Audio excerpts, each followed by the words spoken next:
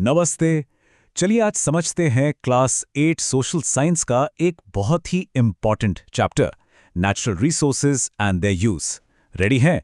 तो सीधे इसके अंदर डाइव करते हैं। शुरू करने से पहले एक छोटा सा थॉट एक्सपेरिमेंट करते हैं। जरा सोचिए, अगर कल सुबह हम उठें और पानी, हवा, बिजली कुछ भी ना हो तो हमारी लाइफ कैसी होगी? ये सवाल इसलिए जरूरी है क्योंकि ये सारी चीजें हमें नेचर से ही तो मिलती हैं।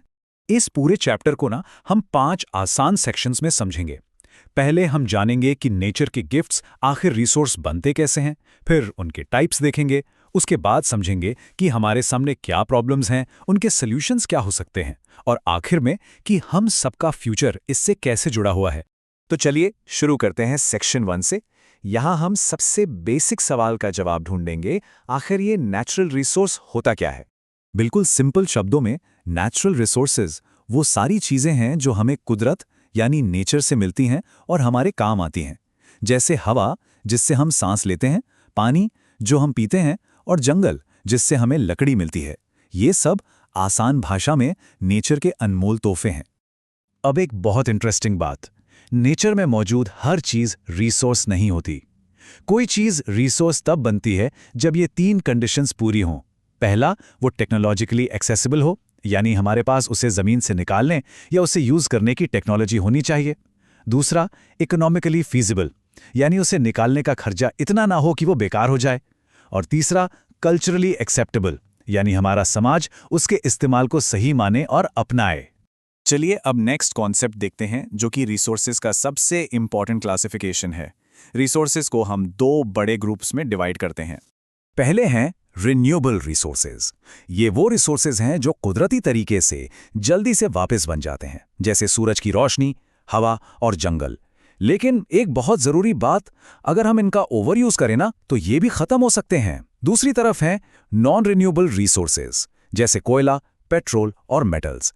इन्हें बनने में लाखों साल लगते हैं, इसलिए अगर ये एक बार खत्म हो गए तो समझो हमारी लाइफ में वापस नहीं आएंगे। नेचर के पास ना एक जादुई हीलिंग पावर होती है, जिसे हम 2 शब्दों से समझ सकते हैं। पहला है रेस्टोरेशन, यानी किसी भी डैमेज हुई चीज का अपने आप ठीक होकर वापस आना। और दूसरा है रीजेनरेशन, यानी नई लाइफ का पैदा होना।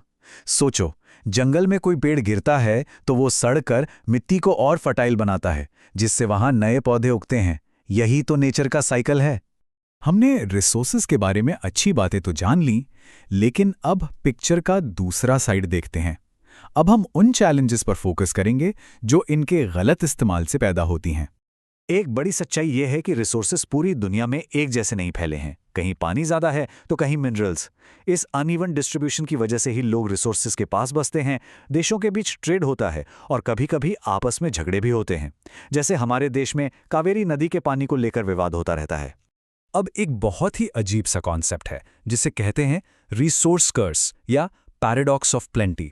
इसका मतलब है कि कभी-कभी जिस देश के पास बहुत सारे नेचुरल रिसोर्सेज होते हैं, वही देश आगे बढ़ने की जगह पीछे रह जाता है। अजीब है ना? इसको ऐसे समझो, मान लो किसी की लॉटरी लग जाए, पर उसे पैसों को अक्लमंदी से यूज करना ना आता हो तो वो जल्द ही पहले से भी बुरी हालत में आ सकता है। बस वैसा ही कुछ देशों के साथ होता है जिनके पास अच्छी प्लानिंग नहीं होती। हमारी सबसे बड़ी समस्याओं की जड़ है ओवर एक्सप्लॉयटेशन। इसका सिंपल सा मतलब है रिसोर्सेज को इतनी तेजी से यूज करना कि नेचर को उन्हें वापस बनाने या ठीक करने का टाइम ही ना मिले। हम कुदरत से ले तो बहुत तेजी से रहे हैं, पर उसे वापस देने का मौका ही नहीं दे रहे। इसका एक परफेक्ट एग्जाम्पल है हमारा पंजाब। जब ग्रीन रेवोल्यूशन के टाइम देश को अनाज की जरूरत पड़ी तो देश का पेट भरने के लिए पंजाब में गेहूं और धान की खेती के लिए जमीन के नीचे से यानी ग्राउंड वाटर बहुत ज्यादा मात्रा में निकालना शुरू कर दिया। और इसका नतीजा, ये मैप देखिए। पंजाब के कई सारे इलाके जो लाल रंग में दिखाए गए हैं, आज ओवर एक्सप्लॉइटेड जोन बन चुके हैं। इसका मतलब है कि यहाँ ग्राउंड वाटर लेवल इतना नीचे चला गया है कि एक बहुत बड़ी चिंता का विषय बन गया है। हमने शॉर्ट टर्म फायदे के लिए एक लॉन्ग टर्म नुकसान कर दिया। प्रॉब्लम्स तो हैं, लेकिन हर प्रॉब्लम का सॉल्यूशन भी होता है। अब अंधेरे से निकलकर रोशनी की तरफ चलते हैं और कुछ ऐसे ही समझदारी भरे सॉल्यूशंस की बात करते हैं। सबसे इंपॉर्टेंट कॉन्सेप्ट है स्टुअर्डशिप। इसका मतलब है कि हम इस धरती और इसके रिसोर्सेज के मालिक नहीं हैं, बल्कि हम इनके गार्डियन या रखवाले हैं। हमारी ये जिम्मेदारी है कि हम इन्हें आने वाली पीढ़ियों यानी फ्यूचर जनरेशन्स के लिए सुरक्षित रखें। एक बेहतरीन सोल्यूशन है ऑर्गेनिक फार्मिंग। ये खेती करने का वो तरीका है जिसमें केमिकल खाद और दवाइयों का इस्तेमाल बिल्कुल नहीं होता। उसकी जगह गोबर की खाद यानी कंपोस्ट और नीम जैसी नेचुरल चीजों का यूज किया जाता है। ये ऐसा है जैसे हम नेचर के साथ दुश्मनी नहीं, दोस्ती करके खेती कर रहे हों। और इसका एक जिंदा जागता उदाहरण है हमारा अपना स्टेट सिक्किम। पता है, सिक्किम इंडिया का पहला ऐसा स्टेट बना जिसने 100% ऑर्गेनिक फार्मिंग को अपना लिया। ये एक रियल हीरोज जर्नी जैसी कहानी है। शुरुआत में सिक्किम के किसानों को मुश्किलें आई, उनकी फसल थोड़ी कम हुई क्योंकि मिट्टी धीरे धीरे रिकवर कर रही थी। लेकिन वो लगे रहे, उन्होंने कॉम्पोस्ट अपनाया और 2016 तक सिक्किम पूरी तरह ऑर्गेनिक बन गया। और इसका रिवॉर्ड देखिए, वहां बायोडाइवर्सिटी वापस आ गई। बायोडाइवर्सिटी का मतलब है अलग अलग तरह के जीव जंतु, पक्षी और कीड़े मकोड़े। जब खेती नेचुरल होती है तो ये सभी वापस लौट आते हैं। साथ ही वहां टूरिज्म बढ़ा और किसानों की इनकम भी बढ़ गई। अब आते हैं हमारे आखिरी सेक्शन पर। यहां हम बात करेंगे हमारे कलेक्टिव रिस्पॉन्सिबिलिटी, यानी हम सबकी मिलकर क्या जिम्मेदारी बनती है इस शेयर्ड फ्यूचर के लिए।